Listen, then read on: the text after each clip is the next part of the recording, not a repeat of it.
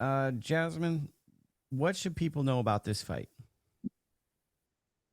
Um, I'm hoping people get to start to know who I am. This fight is going to be in Grand Rapids on the 14th. We got me, we got my teammate Boogie Lance. I'm not sure of all the people that's going to be on the card, but I know that Salita has a lot of great upcoming fighters, so I'm pretty sure it's going to be a great fight. Okay. And tell us a little bit about your story. I've heard a little bit about your journey. I have some notes that I want to talk about, but kind of what got you to boxing? I started boxing when I was about 7 years old. So I'm born and raised in Ann Arbor, Michigan.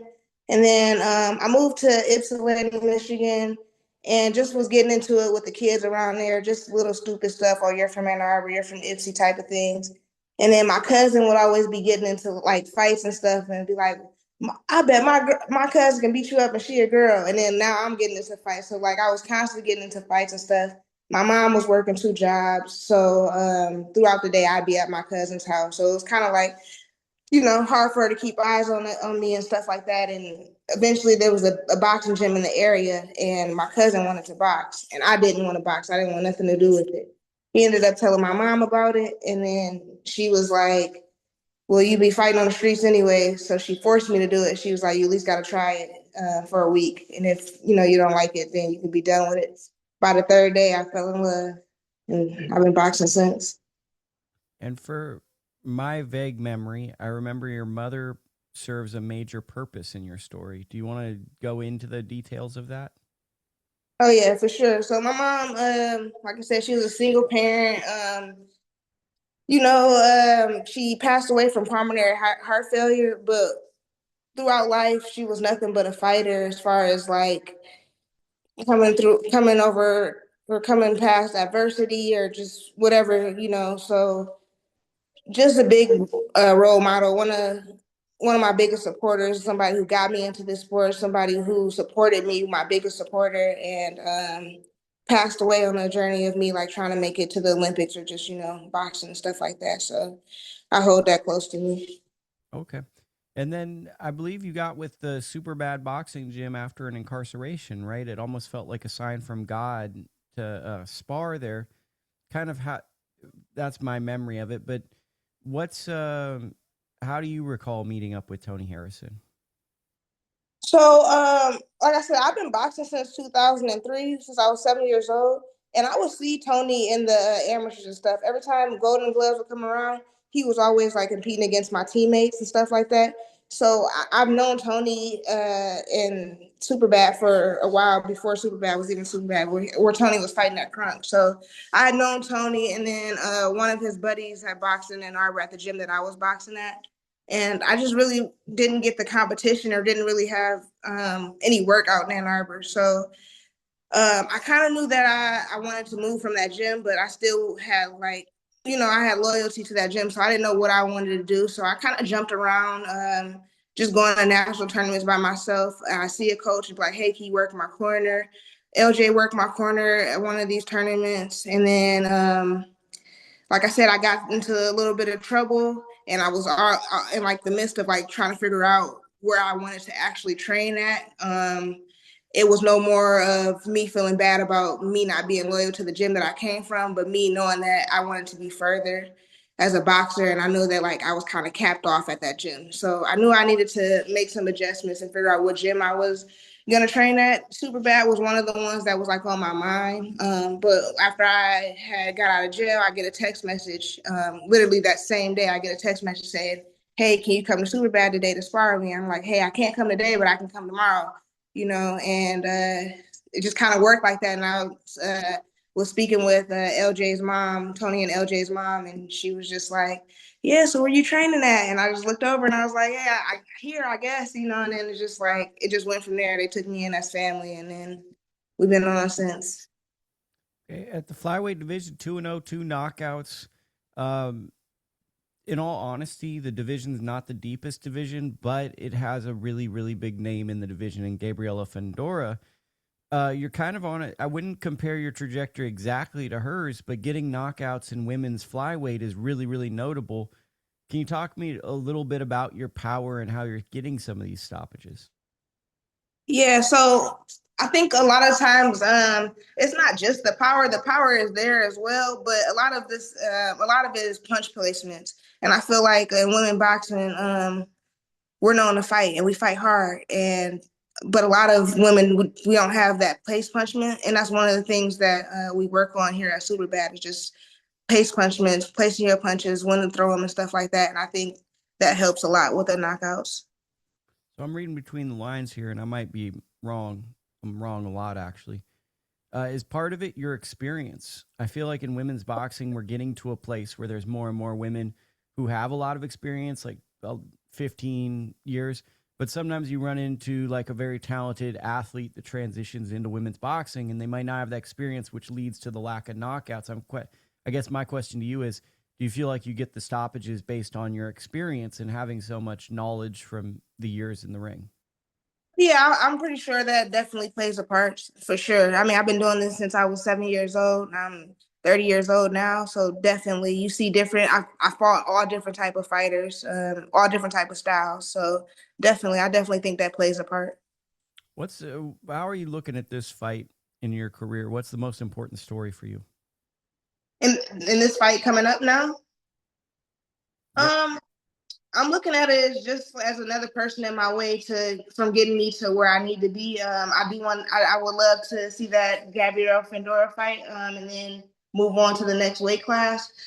So just another person in my way. I've seen a little bit of film on her, and I'm just taking them as I get them. You know, whoever they're giving to me and willing to sign the contract, I take it, look at it, and kind of go from there.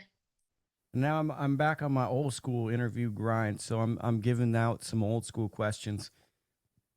What's one thing you've learned through the sport of boxing that you'd tell a young person getting into the game right now?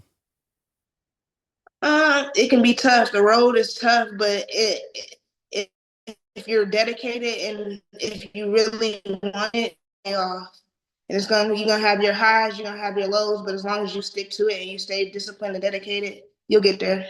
You're gonna get your time. It'll come. Give me a funny sparring story. A funny sparring story. Hmm. Man, I've had a lot of sparring. Uh,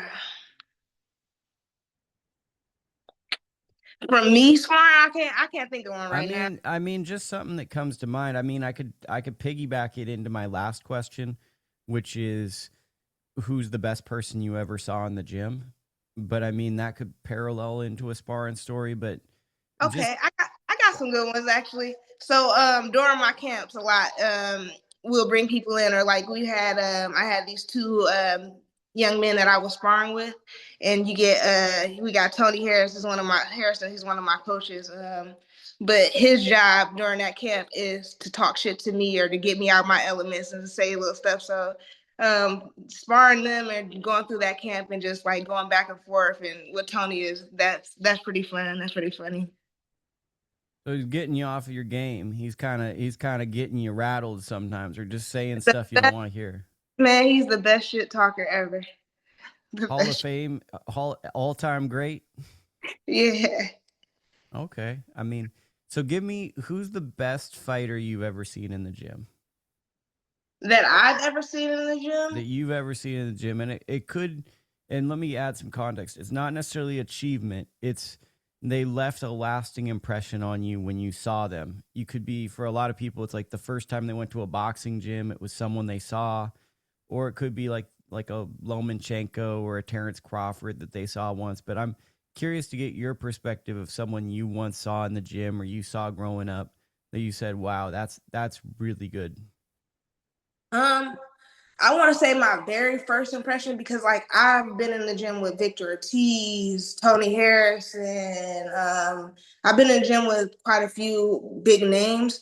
I want to say my very first impression that I ever had is James Tony. My very first coach was from Ann Arbor, Michigan, and used to box. And James Tony is also from Ann Arbor, Michigan, and they used to box together. So we would have an annual James Tony tournament. He would come to the gym often, talk smack to us and all type of stuff. But that was one of the first person that I seen. and was like, wow, like, you know, like I got James Toney in front of me. But our relationship or me knowing him at the time was more so like family. So at the time I didn't look at it, but when you ask me this question, that's something that I think of for sure. What was it about him? Was it the defense? Was it his ability? Was it just how relaxed he is? What stood out to you? Um his first it was him, his shit talking. The shit talking, and then just backing it up after that. The movement, the head movement, everything about him. I love how he fights. I love how James Toney fights. I have one more before we sell the fight. Who's the best you ever fought in the amateurs? Um, Best I've ever fought in the amateurs.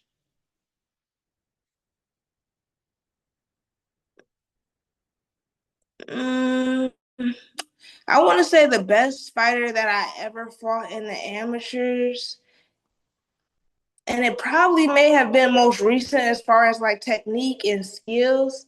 Um, I had some tough fights, but as far as like technique and skills, where I'm like, okay, I got it's like a chess match. I would probably say Deborah Grant, but yeah, I'd probably say Deborah Grant as one of the best people that I fought as of right now that I can think of, if I'm not mistaken. What was it about that? Like I said, she was just a technical. She had skills. She was technical. That would be the only thing that I could really say. A lot of times in those tournaments, I think amateur wise, a lot of times was me beating myself. So I don't really look at the fights as like being actual hard fights unless it was like something on my part. But as far as her like technical wise, like she had the skills for sure. Okay. And then finally, sell me on this fight. You know, the fight's coming up June 14th. It's exciting. It's a regional market fight for you. You get to be in action, another fight in your career, moving you towards those big fights. Kind of talk me through why the fans should tune in. The fans should tune in to see why and how I knock these girls out for one, and then just to see some great women fights, and then just the rest of the card as well. You know, I think it's a great fight. You know, I think the opponent that I have, she's a tough opponent, but for me, beatable, but very tough, and I think that's something that's going to be worth watching for sure. Okay. Well, I really thank you for your time and this interview.